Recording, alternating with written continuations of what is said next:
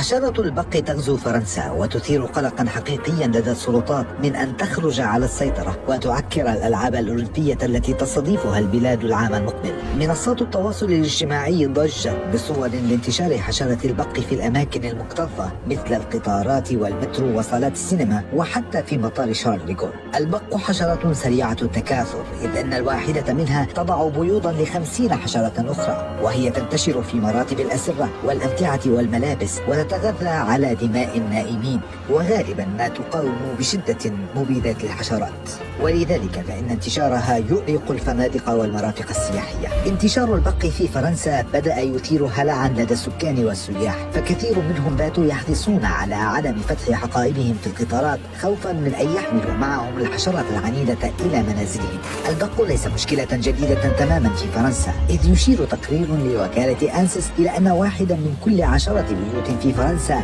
دخل إليها البق في الفترة بين 2017 و2022.